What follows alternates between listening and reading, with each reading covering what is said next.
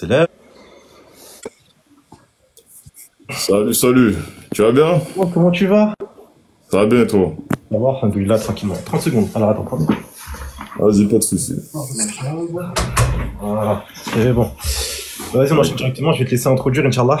Après, je reprends, il y a 5 minutes chacun, et après, on entame directement sur un débat direct. Donc, vas-y, bismillah, je t'écoute, bismillah. Vas-y, ok, pas de soucis. Donc bon, bonjour à tous ceux qui nous suivent. Bonsoir si vous nous suivez beaucoup plus loin.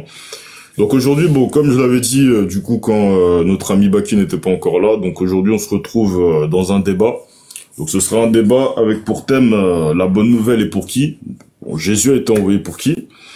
Et du coup, bon, on va débattre, voilà. Bon, ce sera pas un débat comme d'habitude, comme je l'ai dit tout à l'heure.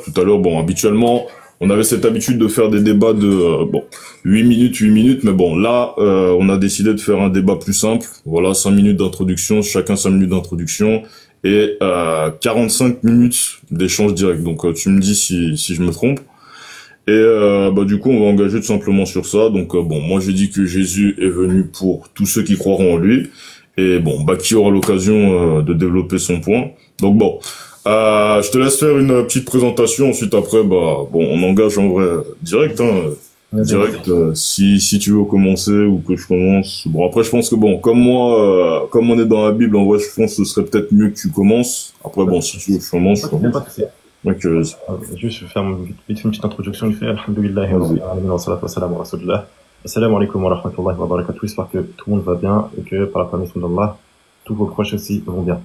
Alors, comme Franck l'a dit, ça sera un débat sur le message universel de Jésus ou pas, d'accord? Donc, moi, je vais montrer justement que Jésus, il est venu pour Israël, et Franck va essayer de nous démontrer le contraire, d'accord? Que Jésus est venu pour toute l'humanité, d'accord? Donc, ça va être ça le thème du débat. Et comme il a dit, ça sera 5 minutes d'introduction chacun. Et après, ça sera un débat libre. Et à la fin, 5 minutes de conclusion chacun, Inch'Allah. Donc, voilà. Moi, ma position, elle est claire. C'est que Jésus a été envoyé que pour les enfants d'Israël. D'accord? Et sur ça, donc là, on va entamer, on commence directement, Inch'Allah. Donc, j'ai une introduction, donc ça fait long, 5 minutes, mais voilà. Donc, moi, ma position, c'est quoi? C'est que Jésus... je mets le chrono ou... Non, t'inquiète, pas besoin, t'inquiète. Regarde, là, on commence à 40. Là, il est 15h40. C'est-à-dire que là, à 16h25, normalement, on doit stopper. Vas-y, pas de soucis. Donc, la position, c'est que Jésus, il est venu que pour les enfants d'Israël, d'accord? La preuve, c'est quoi? La preuve, c'est Matthieu chapitre 15, verset numéro 24. Jésus, il dit justement à la femme cananéenne, je n'ai été envoyé qu'aux brebis perdues de la maison d'Israël, d'accord? Et Jésus, dans le texte, il est clair, sa mission, elle est uniquement pour Israël et personne d'autre, d'accord? Donc ça, c'est la position musulmane, c'est la position même biblique, la position même de Jésus par rapport à cette chose-là, Inch'Allah. Donc, Jésus n'a pas été envoyé à autre que les enfants d'Israël, il est envoyé que pour les enfants d'Israël, et justement, Franck, il va essayer de nous démontrer le contraire, Inch'Allah. Donc, Franck, est-ce que tu as quelque chose à dire par rapport à ce que je viens de dire? Alors, en soi, si je peux rebondir. Alors, du coup, je vais en profiter pour m'exprimer sur ma position.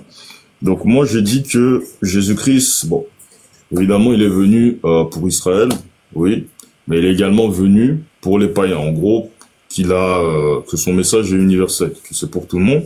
Donc, vite fait, pour rebondir sur le verset qu'il nous a donné de Matthieu chapitre 15, le verset 24, donc je pourrais même rebondir dessus rapidement.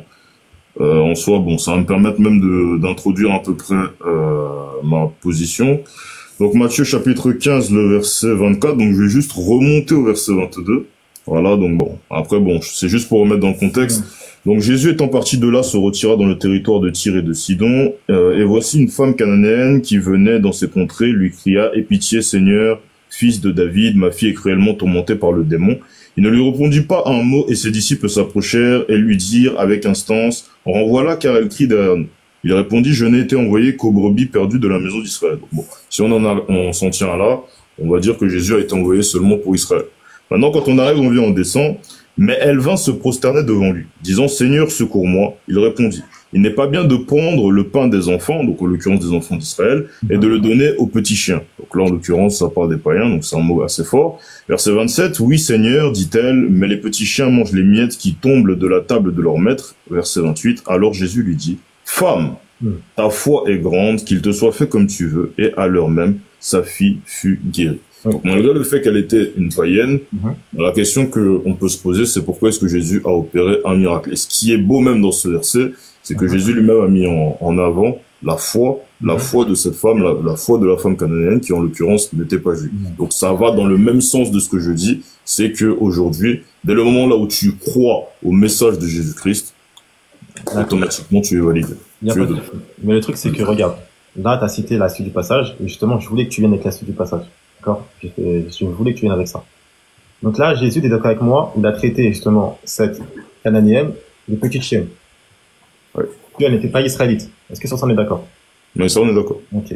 Donc, comme c'est pas une israélite, bah Jésus, il lui a dit qu'il n'est pas bon de donner le pain des enfants, donc les enfants d'Israël, et de le donner aux petits chiens. Donc le petit chien ici, c'est ceux qui sont en dehors des Israélites. Est-ce que toi, par exemple, tu serais au temps de Jésus à ce moment-là, Jésus t'aurait qualifié de petit chien? Bah, en l'occurrence, bon, alors je dirais peut-être pas que Jésus a qualifié totalement de petit chien, mais en gros il a imagé la chose pour pouvoir expliquer un peu. Oui, non, mais oui, bien sûr. Mais Ouais, est-ce que mais bon, Jésus t'aurait qualifié de cette chose-là? ouais, bon, là en l'occurrence, je suis rentré avec, oui, Est-ce que tu peux dire, Jésus m'aurait qualifié de petit chien? bah, là en l'occurrence, bah, il a pas qualifié directement la femme de petite chienne. Oui, Il mais a dit tout simplement qu'il n'est pas bon. C'est un peu comme si je te disais, il n'est pas bon de donner de la pâtée pour chien à un chat, tu vois. non, mais je suis d'accord avec toi. On sait très bien que c'est entre guillemets une expression, parce qu'il a même dit la même chose pour les juifs. Il a dit que c'est des porcs et des petits chiens. D'accord? Enfin, pour les non-juifs. Mais est-ce que toi, t'es d'accord avec ça? Bah, évidemment, je suis d'accord avec tout ce que Jésus a dit, Donc, t'es d'accord que Jésus te dit qu'il était un petit chien? peut-être pas aujourd'hui, mais bon, dans le temps, auparavant, oui, dans ce cas, oui. Il n'y a pas de souci. Donc maintenant, regarde. La question c'est que je veux te poser par rapport à ce texte-là, c'est que Jésus, comme tu as dit, on est d'accord toi et moi, il a mis en avant sa foi. Oui. Sa foi est grande, d'accord? Oui. Mais pourquoi? Parce qu'en fait, quand tu regardes, elle croyait que Jésus, en gros, qu'il faisait des miracles, etc. Mais la question que je vais te poser, et là, elle est importante. Est-ce que Jésus lui a prêché la parole de l'évangile? Bah, là, en l'occurrence, alors bah, après le truc c'est quoi? C'est que bon là comme là du coup on a juste une partie de l'histoire, on n'a pas de la totalité. Mais dans la suite, Bon, en tout cas, ce qui, dans la suite mais du texte, est-ce que, dans la suite du texte, Jésus passe à autre chose. Pour ça, ma question, elle est primordiale. Est-ce que Jésus, cette païenne-là, cette cananéenne, Jésus lui a prêché la parole de l'évangile? bah en soi, tu veux dire Jésus directement ou quelqu'un qui lui a parlé? Dans le texte ici, là, dans le Dans le texte. texte? Jésus- Non, non. Voilà, donc ça c'est un. Deuxièmement, Non. est-ce que tu as un texte où Jésus a prêché la parole de l'évangile à un non-juif? Bah, après, si tu veux, je peux te donner directement plusieurs versets même qui démontrent que Jésus a ordonné derrière de Oui, non, prêcher ça, la parole ensuite. il n'y a pas de souci. Ça, il n'y a pas de souci. Par rapport à Matthieu 28, par rapport à Luc 24, par rapport à Marc 16, même par rapport à Jean 20. Il n'y a pas de souci. Ma question, c'est, est-ce que Jésus, lui-même en son temps, il a prêché la parole de l'évangile à un non-juif? Est-ce qu'il y a un texte qui appuie cette chose-là? Ok, bon, je vais te dire non. Ok, il n'y a pas de souci. Donc, donc Jésus n'a pas prêché la cananéenne. Jésus n'a pas prêché la parole à un non-juif. Donc maintenant, est-ce que maintenant tu as une preuve que Jésus aurait envoyé ses disciples, justement, prêcher aux non-juifs? Oh, ça c'est même plutôt c'est La question que tu voulais que je te pose, je pense. Ah, ouais, bon après là c'est franchement même là c'est bon, je vais prendre même juste un exemple. Bon après juste pour rebondir même rapidement même concernant la femme cananéenne. Bah, la question aussi qu'on peut se poser, c'est pourquoi est-ce que Jésus a opéré un miracle dans la vie de sa fille, sachant qu'elle est païenne? Oui, parce qu'elle avait la foi, c'est tout. Mais bon, après bon, si tu veux, on pourra y revenir, mais bon. Regarde, je te pose une question. Est-ce que un miracle, il peut avoir lieu si une personne n'a pas la foi? Non. Ah, parce que c'est ce qui s'est passé avec Pierre dans Matthieu 14.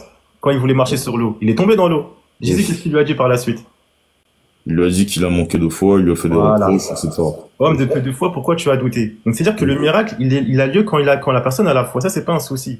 Même dans Luc, on retrouve la même chose. Et dans l'évangile de Matthieu, on a une chose qui est similaire.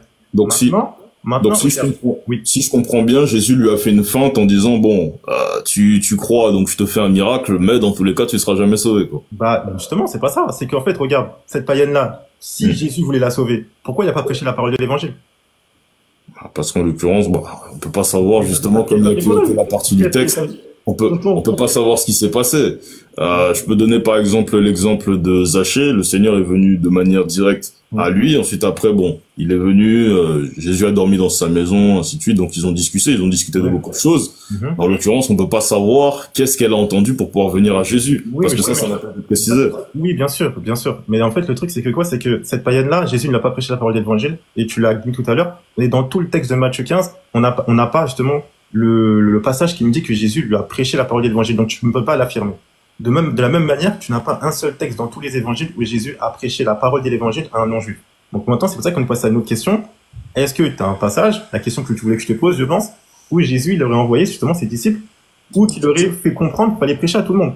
Ok, bon, on va revenir. Bah après, est-ce que tu souhaites que je puisse te donner au moins un passage qui démontre que ça n'a pas été précisé que Jésus a prêché seulement? Il y a pas de souci. Ok, donc je vais aller dans Luc chapitre 1. Enfin, non, même pas Luc chapitre 1, Luc chapitre 8, le verset 1. Oui. Donc ça, c'est assez intéressant. Donc ensuite, après, ça nous dit ensuite, Jésus allait de ville en ville et de village en village, prêchant et annonçant la bonne nouvelle du royaume de Dieu. Les 12 étaient avec lui, quelques femmes qui avaient été guéries d'esprits malins et de maladies, Marie dite de Magdala, de laquelle était sortie cette démon. Donc, ce qui est intéressant ici, c'est qu'on nous dit que Jésus est parti de ville en ville, de village en village.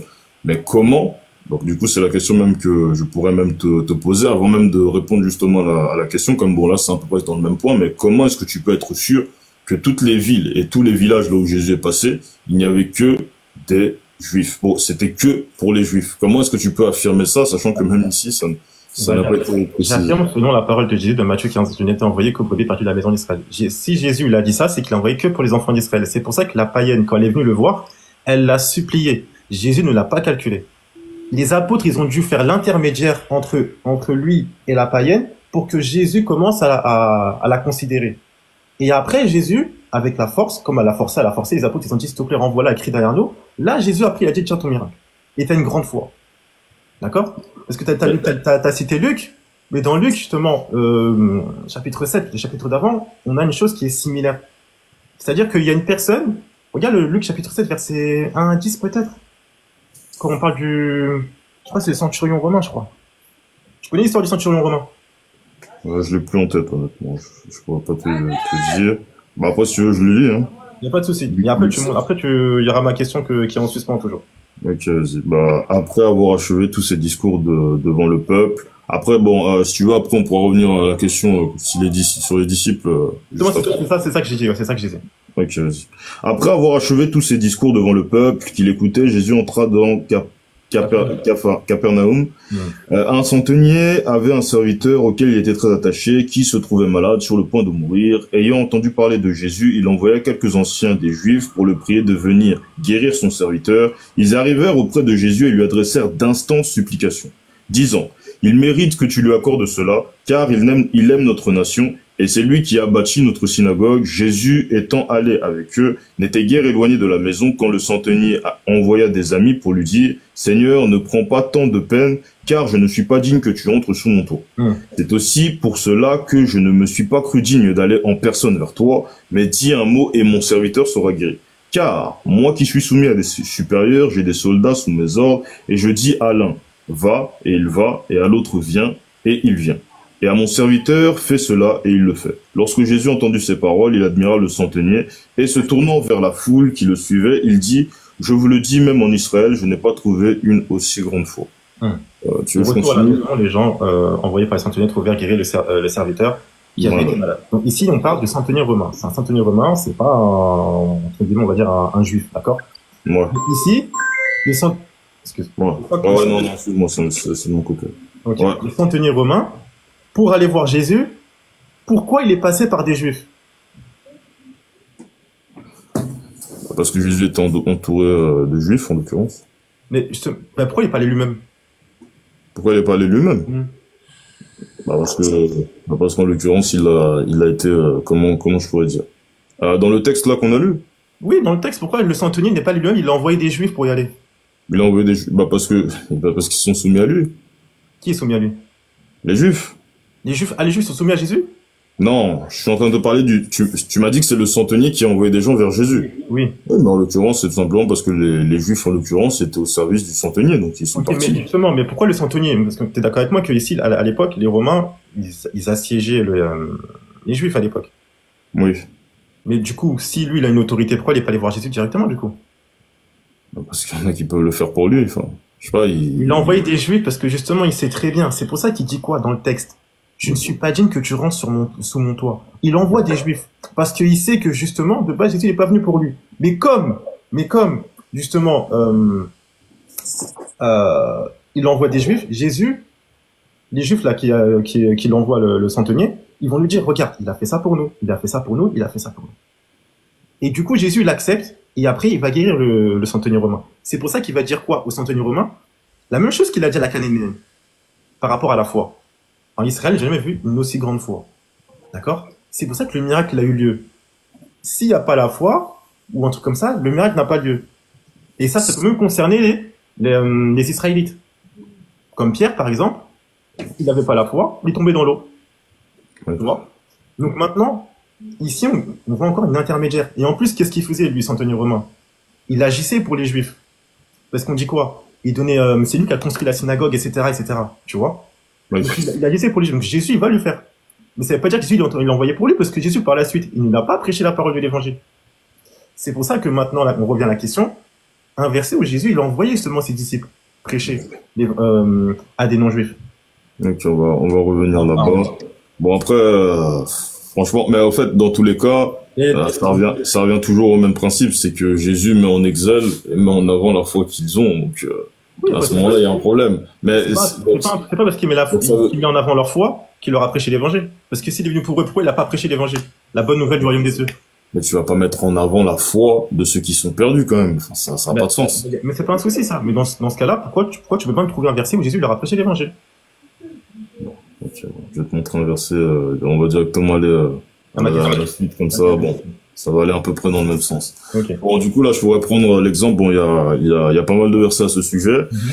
Mais là, en l'occurrence, par exemple, Matthieu 28, verset 19, Jésus lui-même dit, donc il s'exprimait à ses disciples à ce moment-là, il dit « Allez, faites de toutes les nations des disciples, les baptisant au nom du Père, du Fils et du Saint-Esprit. » En l'occurrence, évidemment, cette mission-là, elle était réservée aux disciples, aux disciples de Jésus-Christ en leur temps, parce que eux, justement, pouvaient aller de nation en nation. Aujourd'hui, ce sera beaucoup plus compliqué. Donc c'est pour ça quand le Seigneur lui-même dit « Allez, faites de toutes les nations des disciples, les baptisant au nom du Père, du Fils et du Saint-Esprit », en l'occurrence, il n'a pas dit aller vers la nation, aller vers Israël, mais il a dit aller faire de toutes les nations des disciples. Après la résurrection. D'accord. Donc, bon, après, je pourrais même aussi aller dans Matthieu 10 aussi pour expliquer pourquoi est-ce que Jésus lui-même, au départ, n'a pas envoyé directement ses disciples, mais bon. C'est 5 et 6, ouais, ok. Non, pas de souci. Mais du coup, là, cette ordonnance-là qu'il a fait, c'est aux apôtres. Oui. Les apôtres, ils ont reçu le Saint-Esprit par la suite. Oui. Dans Acte 2, on est d'accord sur ça? Bon, on est d'accord. Parmi les apôtres, il y a Pierre. Et du coup, la question, comment les apôtres ont compris cette ordonnance de Jésus? Comment ils ont compris l'ordonnance de Jésus d'aller faire des nations des disciples? Ils l'ont compris, justement, en allant prêcher la parole. Bon, en l'occurrence, ils ont commencé par les Juifs. Comme Jésus lui-même avait déclaré ça aussi dans Luc 24, que ne quittez pas Jérusalem. Ensuite, après, petit à petit, bon, il s'est passé ce qui s'est passé, et ils ont étendu la parole jusqu'aux païens. D'accord. Donc, la question que je vais te poser, donc là, les apôtres, c'est là l'ordonnance de Jésus, c'est d'aller prêcher à tout le monde. Oui. Non pas, en commençant par Jérusalem. Mais je te pose une question. Le peuple, c'est qui le peuple? Quand on parle du peuple dans la Bible, quand on parle du peuple? Évidemment, c'est Israël. Ok. Tu peux me prendre Acte 10, verset numéro 42, s'il te plaît? C'est Acte 10, 42. Okay. Je sais, on va venir avec Corneille. Je sais, on sait très bien. Ouais, on va venir avec Corneille. Acte 10, verset 42. Et Jésus nous a ordonné de prêcher au peuple et d'attester que c'est lui qui a été établi par Dieu, juge des vivants et des morts. Ici, là, Jésus leur a ordonné quoi? Là, c'est Pierre qui parle. Il leur a donné d'aller au peuple, donc en l'occurrence c'est Israël. Mais l'ordonnance, c'est laquelle? L'ordonnance. Allez, faites de toutes les nations des disciples, ainsi de suite. Comment tu m'expliques que les apôtres, ils ont compris faites de toutes les nations des disciples en disant que c'est le peuple? Parce que au départ, de base, Israël, De base, si je t'ai pris cet exemple-là pour te dire que c'était pour aller vers les païens, c'est parce que c'était un processus. Mais de base, quand il a dit allez, faites de toutes les nations des disciples, Israël, comme j'ai dit, c'est une nation, mais c'est à la fois une nation, mais c'est à la fois aussi plusieurs nations. Ah, donc Israël, c'est une nation aussi. Enfin, c'est plusieurs nations, mais en une nation. Mais, Donc en fait, ici, donc Jésus l'a ordonné aux apôtres d'aller prêcher à Israël. ouais. Ensuite, après, par la suite, il y a eu le processus qui a fait que Mais le problème, c'est que les apôtres n'ont pas compris la même chose que toi. Parce que là, en fait, là, on est chez Corneille, dans Acte 10. On va y revenir sur Corneille, ne t'inquiète pas, d'accord? Donc là, on a vu que Jésus, les apôtres, ils ont compris l'ordonnance comme étant le peuple. Donc le peuple, c'est les enfants d'Israël. Maintenant, on va revenir au temps de Jésus. On va revenir au temps de Jésus. Parce que Jésus, il y a des païens qui ont voulu lui parler. Ils n'ont pas pu le faire. Est-ce que tu es au courant de ça? Ils ont dû passer par des intermédiaires. Ce Pourquoi? serait bien que tu puisses nous citer des Regarde, exemples. Jean 12, à partir du verset 20, normalement. Jean 12, 20. Ok. Ouais. J'allais là-bas, là. Jean 12, verset 20. Alors, je lis, ça dit, quelques Grecs du nombre de ceux qui étaient montés pour adorer pendant la fête s'adressèrent à Philippe de Bethsaïda en Galilée et lui dirent avec insistance, Seigneur, nous voudrions voir Jésus. Stop. Philippe, Pourquoi ils sont pas partis le voir directement? en l'occurrence, c'était pas possible, il fallait qu'il passe par les disciples. Oui, mais pourquoi? Jésus, il était où à ce moment-là? À ce moment-là où était Jésus, Jésus, ouais, Jésus attends. Il était dans le temple, Jésus. Ouais, ouais. Et pourquoi eux ne peuvent pas rentrer dans le temple? Parce que ça, c'était réservé aux Israélites. Ah, mais pourquoi? Qu'est-ce qui se passait s'ils rentraient dans le temple? En l'occurrence, ils allaient se faire chasser, mal reçus, danger. Est-ce que tu connais le mur du Soreg? Le mur de quoi? Le mur du Soreg. Ça me dit rien. C'est un mur qui est devant le temple, d'accord? Et sur ce mur, il y a une affiche quelque chose qui est écrit sur le mur. Et il y a écrit qu'une personne qui est non juive, qui passe justement ce temple, C'était pas à partir de Daniel, c'était pas à partir de Daniel, je crois, non? Non? peut-être, tu vérifies. Ouais, c'est tout. Mais regarde, ce mur-là, Ouais. il y a quelque chose qui est écrit dessus. Que si une personne qui est non juive, qui traverse ce mur-là, elle sera punie de mort. C'est pour ça qu'eux, ils sont pas passés, ils sont passés par qui? Par les disciples. D'accord? Donc, Philippe, ils s'adressèrent à Philippe de Bethsaïda, en Galilée. En gros, ils veulent voir Jésus. D'accord? Verset 22. Philippe alla le dire à André, puis André à Philippe. Non, puis André et Philippe le dirent à Jésus. Donc là, on a une chaîne de transmission, ils sont passés comme ça pour aller voir Jésus. Parce que ici, ces Grecs-là, ils ne peuvent pas passer la balustrade, sinon ils sont tués. Mais ces Grecs-là, comment ils ont connu Jésus? Puisque ce sont des Grecs. Comment ils ont connu Jésus? Jésus, en son temps, quand il arrivait, il accomplissait des miracles. On a pu voir plusieurs fois, par exemple, que son nom faisait le tour de la ville. Oui, mais qui leur en a parlé puisque ce sont des Grecs? Qui leur en a parlé? En l'occurrence, obligatoirement des Juifs. Parce que c'est-à-dire qu'il y avait des Juifs chez les Grecs. Oui. Donc ils étaient dispersés. Oui. Voilà. Et c'est ça qu'en fait que tu vas comprendre Jean 10, verset 16. Là, tu vas comprendre Jean 10, verset 16. Bon, et bien, Peter, on est d'accord sur ça, il n'y a pas de souci. Bon, Jean 10, verset 16. Après, bon. Tu connais le verset, tu le connais. Ouais, je connais, ouais. Alors, j'ai encore d'autres brebis qui ne sont pas de cette bergerie. Celles-là, il faut que je les emmène. Elles entendront ma voix. Il y aura un seul troupeau et un seul berger. Ceux qui sont pas encore dans la bergerie, parmi les brebis qui sont dispersés, c'est qui? Il y a les Juifs. Et il y a aussi, les païens, en l'occurrence. Où est-ce que Jésus a dit ça? Où est-ce que Jésus a dit ça? Quand on arrive, on suit le cours. Bon, après, si je peux même aller dans le acte des apôtres, petit à petit, une fois que le Seigneur a... Je parle de Jésus. Où est-ce qu'il a dit ça, Jésus? Comment? Moi, je te parle de Jésus. Tu te parles... Ah, bon, parfait, alors. Acte 9, verset 10. Non, je parle de... Non, regarde. Jésus, en son temps. Oui, Jésus. En son temps. Qu'est-ce qu'il a dit, Jésus, par rapport... Parce que toi, tu m'as dit que les brebis qui sont dispersées, d'accord? Ça peut être aussi des autres, en dehors des enfants d'Israël. Où est-ce que Jésus il a dit ça dans son temps? Il n'a pas dit ça, Jésus. C'est Mais pour dans ça que son temps, mais Jésus s'est exprimé en dehors aussi de son temps. Il s'est pas seulement exprimé dans son temps. il n'y a pas de souci. Il n'y a pas de souci. Tu peux venir après avec Paul dans Acte 9, il n'y a pas de souci. Maintenant, on va revenir. Quand tu regardes dans Jean 10, verset 16, quand Jésus dit j'ai d'autres brebis qui sont pas de cette bergerie, c'est ceux parmi les enfants d'Israël qui sont dispersés dans la diaspora. Et Jésus veut les ramener tous ensemble. C'est pour ça que Jésus, il leur dit ça dans Jean 10. C'est pour ça que même les Juifs eux-mêmes, ils savent qu'il y en a qui sont dispersés chez eux. Quand tu prends Jean 7, pourquoi c'est dans l'esprit de Jean? Jean 7, verset 34 à 35. Alors, attends. Que je le prenne, là? Si tu peux. D'accord, il n'y a pas de souci. Après, il va falloir qu'on revienne dans Acte 10 par rapport à Corneille.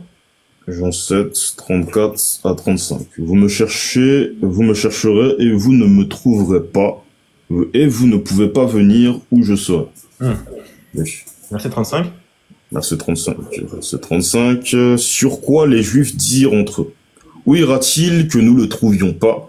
Ira-t-il parmi ceux qui sont dispersés chez les Grecs et enseignera-t-il les Grecs? Ceux, c'est qui ceux? Ceux, c'est Israël. Ah. Donc quand Jésus dit j'ai d'autres brebis, c'est ceux qui sont dispersés. C'est pour ça qu'il veut tous les réunir. Oui. Maintenant, revenons dans Acte 10 par rapport à Corneille. On va revenir sur Corneille. Je pense que ça va te faire plaisir, Corneille. Tu vas nous expliquer Corneille l'Israélite. Il n'y a pas de souci, Franck. Tu oui. peux lire le verset, à partir du verset 1, s'il te plaît. À partir du verset 1, ok. Il y avait à Césarée un homme nommé Corneille, centenier dans la cohorte dite italienne. Pourquoi on l'appelle cour dite italienne? Cour dite italienne, ça je pourrais pas te dire honnêtement. Ça le problème. Si t'es content de rentrer dans Acte 10, je te pose une question dans Acte 10, tu sais pas. Franck, restons tranquilles. Regarde. J'ai pas fait de recherche. Non, y a pas de souci, Franck. Même moi, des fois, ça m'arrive, y a pas de souci, t'inquiète. Donc, en fait, dite italienne parce qu'en fait, de base, lui, il vient d'Italie. Un truc comme ça. En gros, il a été un truc en Italie. C'est pour ça qu'on l'appelle les Italiens, etc. Tu regarderas même dans les explications, y a pas de souci. Verset 2, qu'est-ce qu'on nous dit? Verset 12. Et où se trouvaient tous les... Bon, c'est peut-être mieux que... Ouais, je vais commencer quand même au verset 11, comme pour une... Non, verset 2, il est important, s'il te plaît. Juste le 12? Non, le 2, verset 2. Le 2? Ouais, ok, le 2, ok. Juste après le... Ok. Cet homme était pieux et craignait Dieu. Avec toute sa maison, il faisait beaucoup d'aumônes au peuple, bon là en l'occurrence à Israël, et priait Dieu continuellement. Top. Donc là on est d'accord. Donc là on a Corneille qui faisait beaucoup d'aumônes au peuple des enfants d'Israël et qui craignait Dieu. C'est quel Dieu qui craignait ici? Craignait Dieu. En l'occurrence, j'allais te dire le Dieu des Juifs. Ah, donc là on a un craignant Dieu qui croit au Dieu des enfants d'Israël. Par la suite? Par la suite. Tu veux que je dise la suite? Ouais. En fait, on va travailler ensemble, Acte 10. Verset 3. Okay, on va travailler. Vers la 9e heure du jour, il vit clairement dans une vision un ange de Dieu qui entra chez lui et qui lui dit, les regards fixés sur lui et saisi d'effroi. Je lis le verset 4 aussi. Attends, question sur le verset 3. Pourquoi vers la 9e heure? Vers la 9e heure. Aucune idée. Franck. Acte 10, Franck, quand même. C'est ton chapitre, normalement, Franck. Ouais, c'est mon chapitre, mais bon, après, j'ai lu et puis c'est tout, tu vois. Non, il n'y a pas de souci. En fait, on dit vers la 9e heure, pourquoi? Il y a une raison pourquoi vers la 9e heure. Tu verras que dans le texte, on va citer 9e heure, on va citer une autre, la 6e heure, un truc comme ça. Tu vois, je vais t'expliquer pourquoi après. Je t'écoute par la suite. Okay. Verset 4. Ouais. Ok. Les regards fixés sur lui et saisi d'effroi, il répondit, qu'est-ce, Seigneur? Et l'ange lui dit, tes prières et tes aumônes sont montées devant Dieu. Il s'en est souvenu. On voit maintenant des... Bon, je m'arrête au verset 4 ou je descends encore au verset 5? Vas-y, continue. Ok. On voit maintenant des hommes à Joppé et fait venir Simon, surnommé Pierre. Il est logé chez un certain Simon corroyeur, dont la maison est près de la mer. Bon, tu me dis dès que je me stoppe. Hein. Dès que l'ange qui lui avait parlé fut parti, Corneille appela 2 de ses serviteurs et un soldat pieux d'entre ceux qui étaient attachés à sa personne. Et après leur avoir tout raconté, il les envoya à Joppé. Le lendemain, comme ils étaient en route, ils approchaient de la ville. Pierre monta sur le toit vers la 6e heure pour prier. Il eut faim et voulut manger. Pourquoi maintenant on parle de la 6e heure? Pardon? Pourquoi maintenant, tu vas comprendre pourquoi maintenant on parle de la sixième heure. Là, on a parlé de la sixième heure. Tout à l'heure, on a parlé quoi de la neuvième heure. Oui. Pourquoi maintenant? T'as lu le sixième heure. Pierre, qu'est-ce qu'il a fait à la sixième heure? La sixième heure, il était prié. Voilà. Donc pourquoi on parle de neuvième heure en haut, plus haut? Pourquoi on parle de la neuvième heure en haut? Par rapport à Corneille. C'est des horaires de prière. Ouais. Neuvième heure, c'est pour ça qu'il y a un ange qui est venu, parce que pendant qu'il prie, il y a l'ange qui est venu. Neuvième heure. Sixième heure, Pierre y prie. Neuvième heure, c'est une horaire de prière aussi. C'est pour ça qu'on parle neuvième heure, sixième heure, etc. C'est pour ça qu'on précise l'heure. C'est pas pour rien. C'est pour ça que quand on rentre dans un chapitre, faut l'étudier un petit peu pour comprendre pourquoi on parle comme ça. D'accord? Donc maintenant, dans Acte 10, dis-moi, où est-ce que toi tu veux m'emmener dans Acte 10? Je sais au fond de toi, t'as envie de m'emmener quelque part, et je veux que tu m'emmènes là où tu veux m'emmener. Attends. Répète ce que tu viens de me... Attends, la question que tu m'as dit, j'ai pas entendu, dis-moi.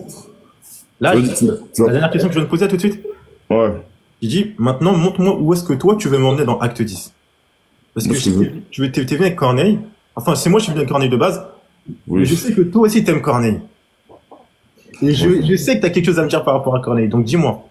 Bah, déjà, même par rapport aux horaires de prière, bon, là, en l'occurrence, c'est bien beau, mais si par exemple on va dans 1 Thessaloniciens chapitre 5 verset 16, ça nous dit rendez grâce à Dieu en toutes choses pour toutes choses. Donc ça fait bon, si tu me dis... Pierre s'est trompé alors. Pierre s'est trompé du coup, Pierre. Quand? Pierre s'est trompé du coup.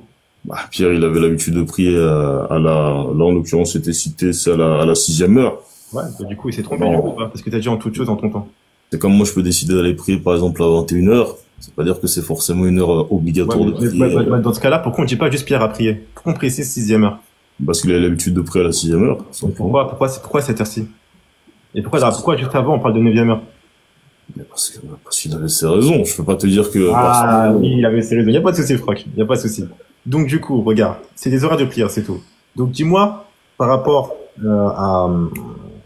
à Corneille, qu'est-ce que tu voulais nous dire par rapport à Corneille? On t'écoute. Je sais que t'as envie de parler de Corneille. Qu'est-ce que je voulais dire par rapport à Corneille? Ouais.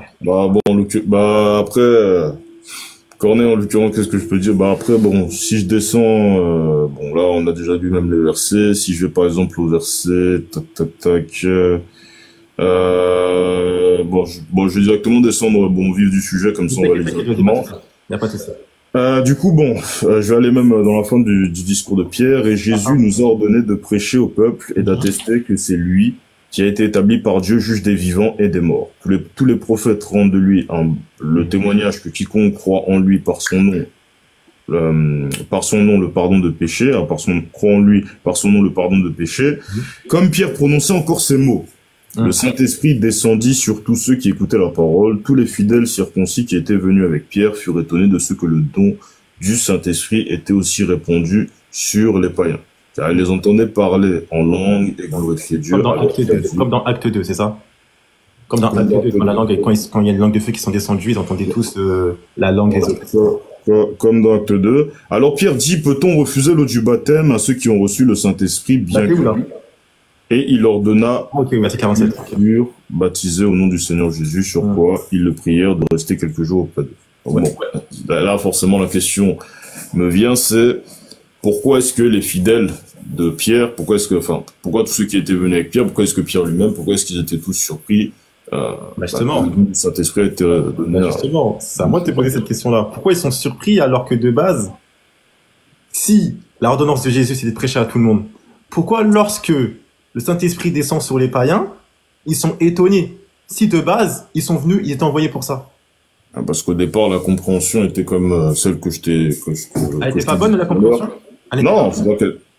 Enfin, bon, elle était pas bonne. Ils avaient une partie de la compréhension. Quand Jésus lui-même disait allez faire des nations les disciples, bah eux, ils ont compris que toutes les nations étaient Israël.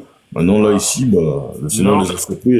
Comment tu mets... Mais le problème, c'est que, comme on l'a vu tout à l'heure, dans Acte 2, ils avaient le Saint-Esprit. Est-ce qu'ils avaient une mauvaise compréhension avec le Saint-Esprit? Oui. Parce que, évidemment, bon, c'est pas parce que t'as le Saint-Esprit que tu vas directement tout comprendre d'un coup. Il y a des étapes. Il n'y a pas de souci. Mais le problème, entre acte 2, quand ils reçoivent le Saint-Esprit, et Acte 10, c'est combien d'années? Combien est-il d'années? Combien est-il d'années? C'est pas mentionné, donc je ne peux pas... On va dire, limite même, il y a même une dizaine d'années entre Acte 2 et Acte 10. Bon, une dizaine. De toute façon, tu pourras même vérifier dans les sources historiques par rapport à la datation des chapitres, tu verras par toi-même. Ouais. Donc ça veut dire que selon toi, avec le Saint-Esprit, ils ont mis presque des dizaines d'années à comprendre qu'il fallait prêcher aux païens. Ouais. Donc c'est-à-dire que pendant 10 ans, ils n'ont pas compris qu'il fallait prêcher aux païens. Non, ils ont pas compris. Ok, donc pendant 10 ans, ils ont prêché aux juifs. Ouais, ils ont prêché aux juifs. Ok, Allahu Akbar. Donc c'est-à-dire que pendant 10 ans, l'ordonnance de Jésus n'était pas claire. Alors que toi, en la lisant une fois, toi, tu l'as compris. Donc toi, tu as le Saint-Esprit. Ouais, je l'ai compris parce qu'il y a tout aujourd'hui. C'est pas. Mais non, regarde. Toi, quand tu lis Matthieu 28, 19, tu comprends quoi directement quand tu lis? Moi, quand je lis ça comme ça, je comprends directement qu'il faut aller prêcher. Ah, directement. Donc c'est-à-dire que toi, t'es meilleur que les apôtres. Non, c'est pas que je suis meilleur que les apôtres, mais j'ai entendu. l'information aujourd'hui. Mais Les apôtres, ça va quand même pas me faire croire que le parchemin, ils l'avaient au complet à leur époque, quand même. Non, mais on parle pas de parchemin, là, on parle de parole de Jésus. Attends, mais justement. L'ordonnance de Jésus, c'est quoi? C'est l'ordonnance de Jésus. L'ordonnance de Jésus, c'est une parole. Quand Jésus leur a dit, allez, faites de toutes les nations des disciples, ils ont compris cette parole ou pas? Ils l'ont compris en partie, mais ils l'ont pas compris dans la totalité. Je vais pas te dire qu'ils n'ont pas compris. Ils l'ont compris. Dans la totalité, c'est après. Même toi, cette parole-là, tu l'as. Directement, ouais. Tu me dis, on comprend directement. Mais comment tu m'expliques que eux, avec le Saint-Esprit, ils ont pris presque 10 ans à comprendre cette parole-là? Parce que tout n'était pas encore accompli. On n'était pas arrivé, on n'était pas à l'époque d'Apocalypse. C'est-à-dire qu'avec le Saint-Esprit, genre, t'as pas une pleine compréhension avec le Saint-Esprit. Mais aujourd'hui, bon, moi je vais te répondre par une question. Aujourd'hui, est-ce que là, quand on regarde, là, si on prend le parchemin entre guillemets moderne, la Bible, est-ce que là elle est complète ou est-ce que là il y a encore des choses à rajouter? Bah, entre guillemets complète. Après là, on va rentrer dans une critique textuelle. C'est pas le sujet. Ah bon, ok, bon.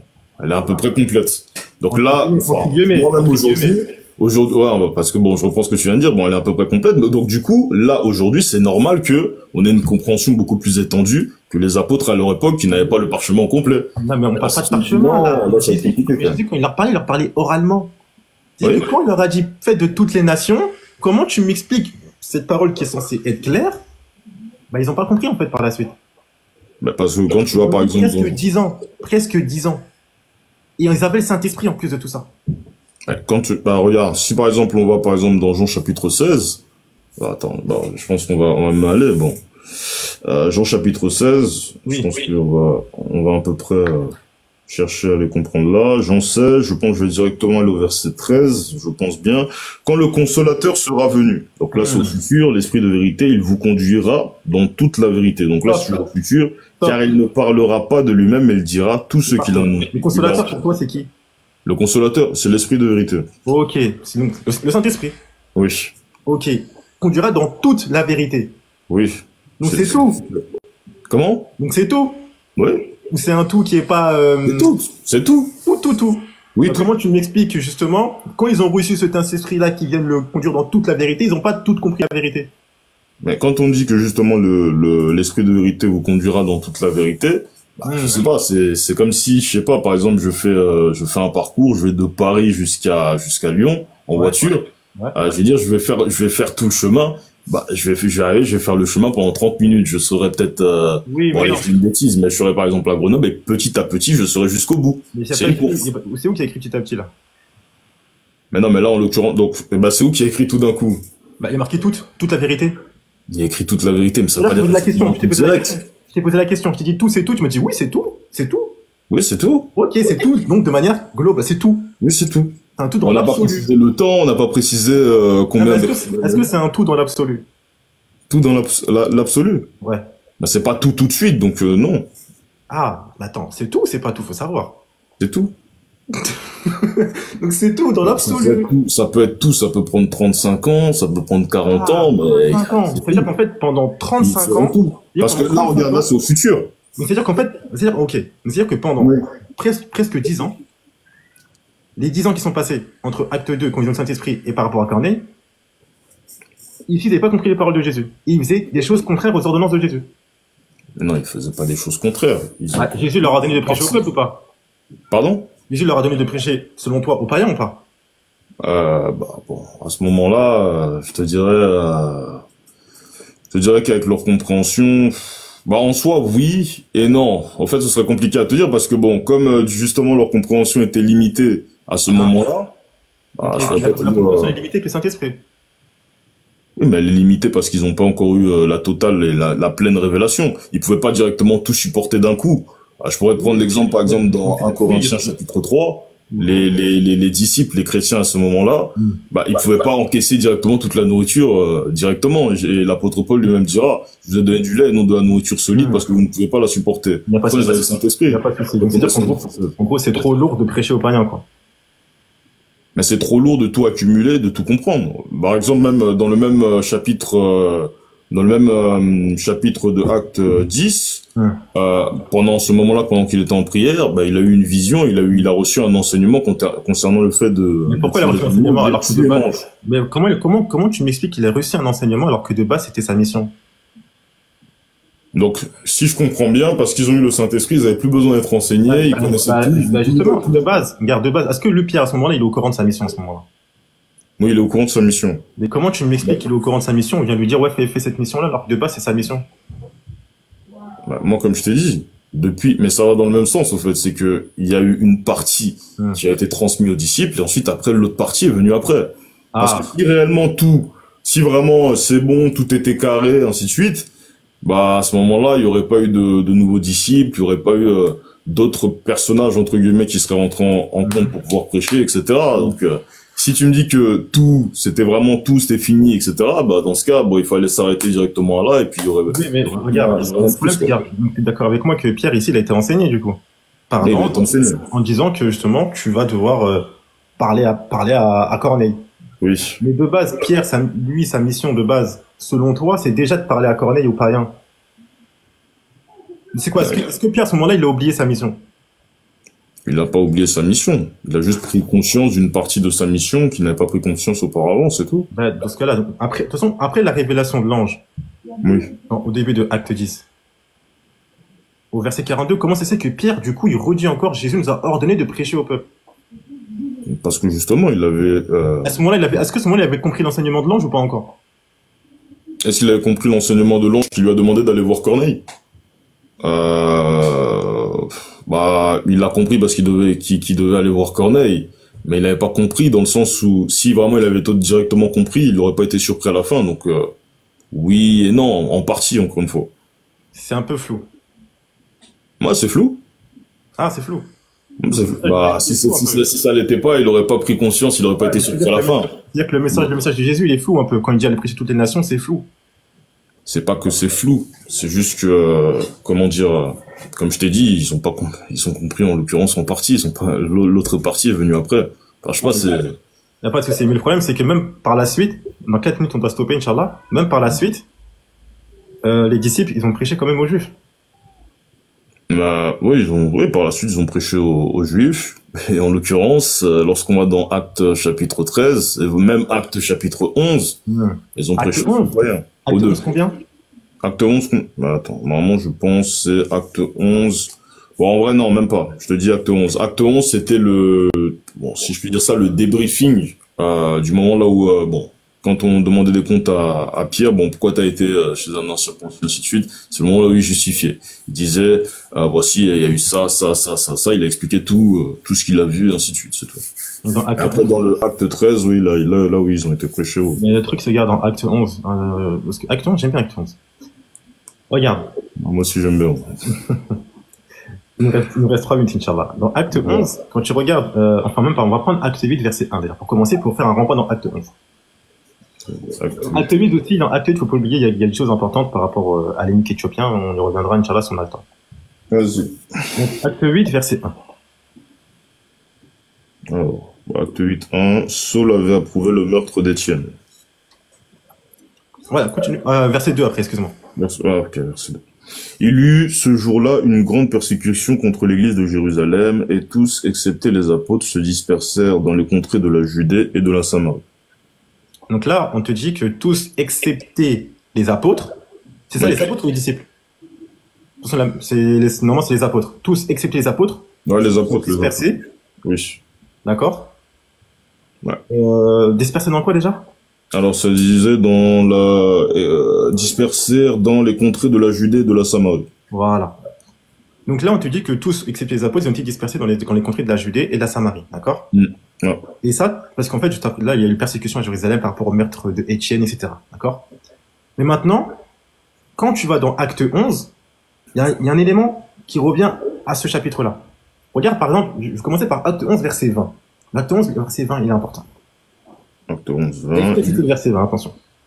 Alors, il y eut cependant parmi eux quelques hommes de Chypre et de Cyrène qui étaient venus à Antioche, qui s'adressèrent aussi aux Grecs et leur annoncèrent la bonne nouvelle du Seigneur Jésus. Donc là, t'as vu, là, ils ont prêché aux Grecs, aux non-juifs et tout, t'as vu? Ouais. Et c'est incroyable quand même. Ouais, exceptionnel. Franchement. Verset 19, juste au-dessus, s'il te plaît. Ok. Verset 19. Ceux qui avaient été dispersés par la persécution survenue à l'occasion d'Étienne allèrent en Phénicie, dans l'île de Chypre et à Antioche, annonçant la parole seulement aux Juifs. Oui. Qui leur a dit de prêcher qu'aux Juifs? Qui leur a dit de prêcher qu'aux Juifs? En l'occurrence, bon là, ça a pas été précisé. Alors ça peut être les apôtres, ça peut être... Ah, c'est les apôtres, dans Acte 8, verset 1, qu'on a vu tout à l'heure, parce qu'eux, ils sont restés, mais les autres, ils se sont dispersés. Les apôtres, c'est qui leur a dit de prêcher qu'aux Juifs? Les apôtres, qui leur a dit de prêcher qu'aux Juifs? Au départ, d'après leur compréhension, je te dirais que c'est Jésus qui a qui leur a transcrit cette idée-là. Et là, maintenant, ils ont compris qu'ils devaient seulement aller vers les Juifs. Et conclusion, ensuite, à la fin, ils ont pris conscience qu'au fait, il fallait aller vers les païens. C'est pour ça que dans la suite même de ce acte 11, on dit qu'ils ont été également prêchés aux Grecs. Pourquoi mais pourquoi il y a marqué cependant, du coup? Cependant, parce que c'est second, c'est arrivé après. Ah, mais après, d'abord, premièrement, c'est le même principe que le chapitre 24. Au début, c'est d'abord Jérusalem, c'est Israël. Ensuite, après, par la suite, c'est les autres. Oui, mais regarde, dans Acte 11, on a combien de temps, là, après la révélation que Jésus leur a dit de prêcher à tout le monde? Parce que là, on revient encore au même problème. C'est que les apôtres, selon toi, ils ont une mauvaise compréhension pendant des années et des années et des années avec le Saint-Esprit. Surtout que là, on vient de voir une chose quand même incroyable. C'est que dans Acte 11, verset 19, on leur a dit de prêcher seulement la parole aux Juifs. Mais pourtant, ils sont pas allés dans des contrées d'Israël, hein. Regarde le verset, ils sont pas allés dans des contrées d'Israël. Oui, c'est dans le pays là où il y avait des Grecs aussi. Parce qu'ils sont dispersés, les Juifs. Et justement, on leur a dit de prêcher seulement aux Juifs. Mais pourquoi seulement aux Juifs? Parce que c'est Jésus de base, c'est les apôtres qui leur a dit. Et les apôtres qui leur a dit, c'est Jésus. Mais il y a des moments même dans le livre de Actes, il y a des moments même les disciples ont été amenés à ne pas aller dans certains endroits parce que le Saint-Esprit ne leur a pas permis d'y aller. Est-ce que ça veut dire que, par exemple, moi... C'est pas un problème, regarde, c'est comme dans Matthieu 10, versets 5 et 6. Allez, en gros, allez prêcher dans les villes, mais n'allez pas dans la ville des Samaritains. Et pourtant, dans Jean 4, pourquoi y aller? Pourtant, il leur dit de pas y aller. Ça veut pas dire que c'est pas un problème, ça. Chaque chose en son temps. Il y a un moment, tu dois aller dans une ville, tu dois aller prêcher à un certain type de personnes, et d'autres personnes, tu dois éviter. Je sais pas, peut-être à ce moment-là, s'ils avaient été vers les Grecs, ils se seraient peut-être fait lapider ou tuer. Non, justement, on te dit qu'après, ils ont prêché les non-juifs au verset 20. Oui, après. Mais ça ne précise pas après combien de temps, à quel moment ça ne précise pas. C'est inversé, hein, c'est 19, 20. Tu me dis combien de temps? C'est 19, 20. D'accord? Mais maintenant, la question, c'est, entre le temps où ils ont prêché aux Juifs dans Acte 11 et dans Acte 10, quand Pierre il leur dit au peuple, il y a presque une dizaine d'années qui séparent ça du fait qu'ils ont reçu le Saint-Esprit. Et du fait qu'ils ont reçu le Saint-Esprit à l'ordonnance de Jésus, il y a encore du temps aussi. Donc c'est-à-dire que selon toi, devant tout le monde, on te dire que les apôtres, pendant des dizaines d'années avec le Saint-Esprit, n'avaient pas compris que selon l'ordonnance de Jésus, ils devaient aller prêcher aux non-juifs. Donc si je comprends bien, parce que avant même de répondre, si je comprends bien, dès le moment là où ils ont reçu le Saint-Esprit, ils avaient par exemple connaissance que par exemple l'apôtre Jean plus tard allait avoir la révélation de l'Apocalypse par exemple. C'est pas ce que je suis en train de dire. Du coup. Non, je suis en train de te dire parce que là, là, t'es en train de tout mélanger. C'est la même chose. Parce que ça veut dire que dans ce cas, ils ont tout compris, ils savaient tout ce qui allait se passer. Parce que regarde, moi, je suis dans Acte des Apôtres et Peter, je suis dans Acte des Apôtres. Toi, t'es parti jusqu'à le dernier livre dans l'Apocalypse. Parce que tu me dis qu'ils ont tout compris, ils ont tout vu, c'est pas normal, justement, qu'ils ont été prêchés seulement. Oui, mais justement, comment tu m'expliques que pendant 10 ans, ils ont pas compris, en fait? Pendant 10 ans, avec le Saint-Esprit, ils ont pas compris. Mais c'est pas... C'est-à-dire que selon toi, pendant 10 ans, les apôtres, ils ont prêché qu'aux Juifs. Oui, ils ont prêché qu'aux Juifs. Voilà. Il y a pas de souci par rapport à ça. Maintenant, c'était une partie de leur mission et la seconde partie a été révélée. Mais c'est où que Jésus il a dit que la mission elle est en deux parties quand il va les envoyer. Mais non, mais en fait, c'est la même mission. Est-ce que Jésus leur a dit que la mission, est-ce que Jésus leur a dit quand je vais vous envoyer? Oui. Hein?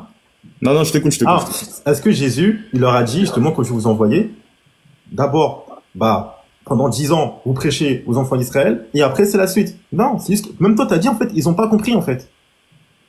Ils ont pas compris. Mais son problème, tu l'as dit tout à l'heure. Attends, pendant 10 ans là, quand ils ont prêché aux Juifs, est-ce qu'ils avaient compris l'ordonnance de Jésus? Quand ils ont prêché aux Juifs, est-ce qu'ils ont compris l'ordonnance de Jésus? Encore une fois, ils l'ont compris en partie. Bon, bon, si on s'arrête là, dans ce cas, je te dis oui, alors, ils ont compris. Ils ont compris, donc c'est que l'ordonnance de Dieu, c'est prêché qu'aux Juifs. Dans la première partie, ensuite, après, parce que là, pareil, Corneille, c'est pas un Juif, c'est pas un Juif. Ouais, on va conclure, mais c'est pareil, là, c'est pas un Juif. Ils ont été prêchés. On peut expliquer pourquoi, en fait, il y a eu le prêche à Corneille. Dans le contexte, Corneille, c'est un craignant de Dieu. Il faisait des œuvres pour le peuple, etc. C'est pour ça que lui, là, c'est particulièrement lui qui a été, qui a reçu la révélation de l'ange, etc. Même Dieu, il dit qu'il a accepté ses offrandes. Parce que lui, il croyait au Dieu des enfants d'Israël. Ça, c'est pas un souci, ça. Et dans Actes chapitre 9, le moment là où Jésus a apparu à Paul, le moment là, il a fait une distinction. Bon, après, on pourra lire même ça, même le Acte 9. Oui, quand il y a parce qu'il y a une distinction aussi. Ils sont dispersés, etc. Et les enfants d'Israël, il fait des distinctions entre les trois, il n'y a pas de souci, ça. C'est pas un problème. Oui.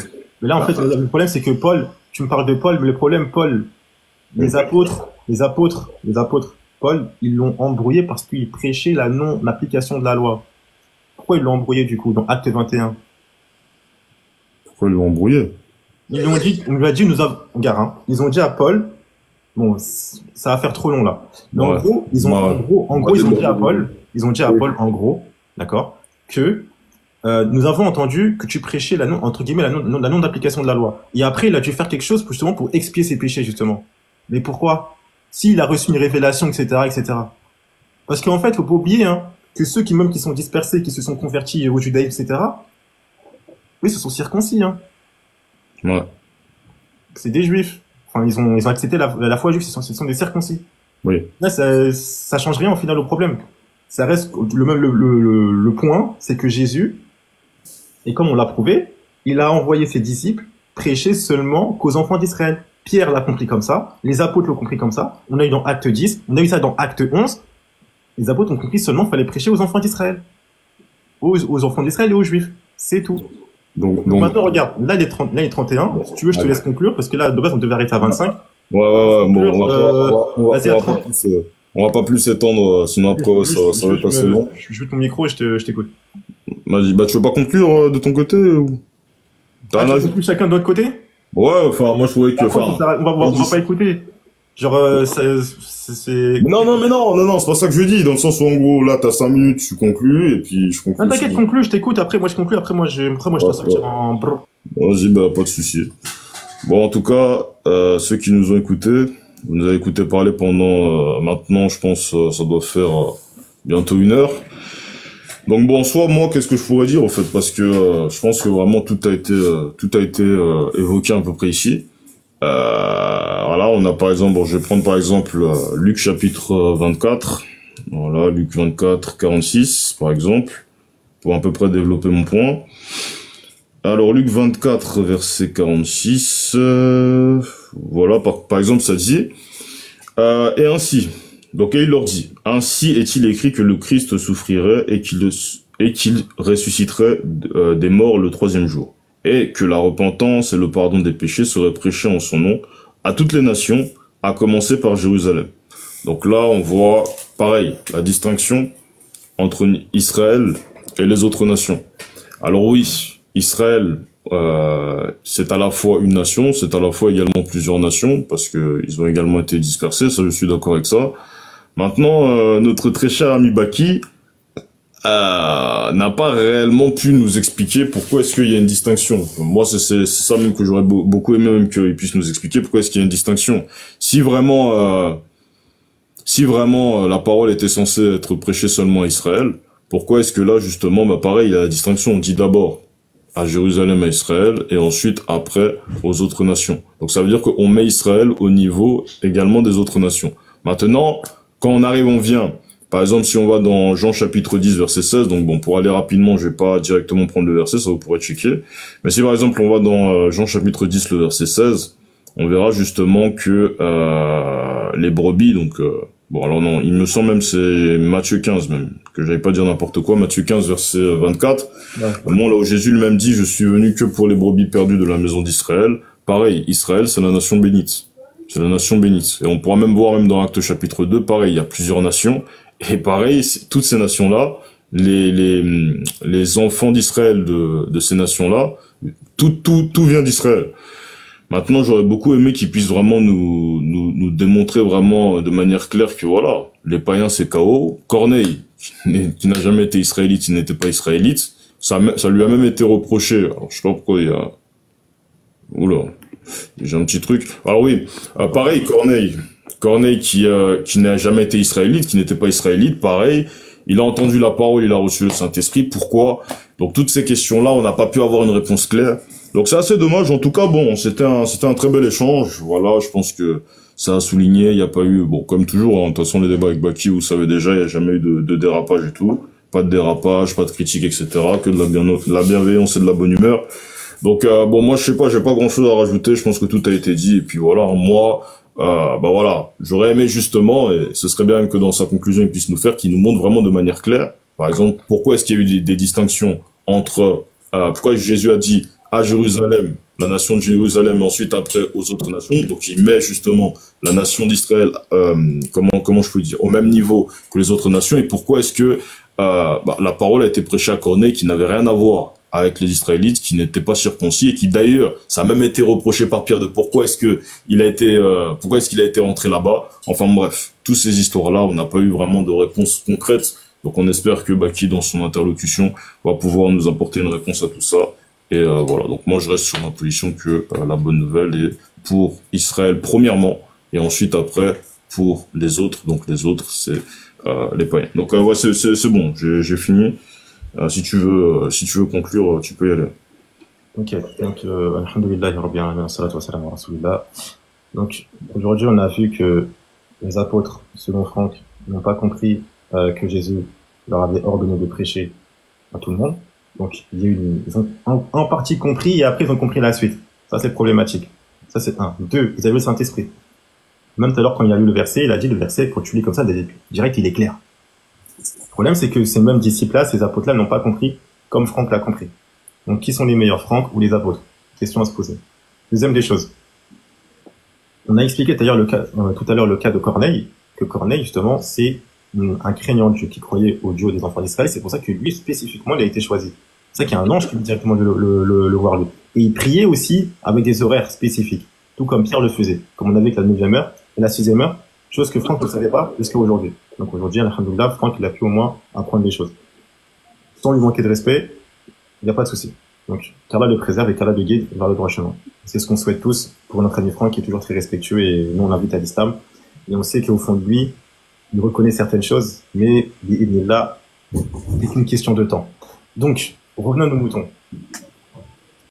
Pareil, en fait, le fait que Jésus, dans Matthieu 28, verset numéro 19, faites de toute une nation des disciples, les apôtres l'ont compris comme étant les enfants d'Israël. Même lui, tout à l'heure, il a dit que les apôtres, ils ont compris les nations comme étant Israël, parce que l'Israël, c'est plusieurs nations. D'accord? C'est pour ça que les apôtres, ils ont compris ça comme ça. Parce qu'ils savaient ça déjà. Et Jésus leur a ordonné de prêcher justement aux enfants d'Israël seulement. On a vu ça dans Acte 10, 42. On a vu ça dans Acte 11, verset numéro 19 à 20. Ici, c'est que prêcher aux Juifs, aux enfants d'Israël, au peuple. D'accord? Le texte, il est clair.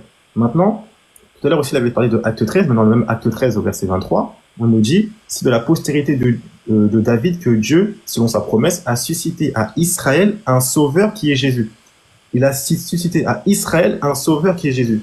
Non pas à autre que Israël. On a bien précisé Israël et personne d'autre. D'accord? On a la même chose même dans Acte 5 peut-être, verset 30 à 31, où on nous dit, le Dieu de nos pères a ressuscité Jésus que vous avez tué en le pendant au bois. Dieu l'a élevé par sa droite comme prince et sauveur pour donner à Israël la repentance et le pardon des péchés.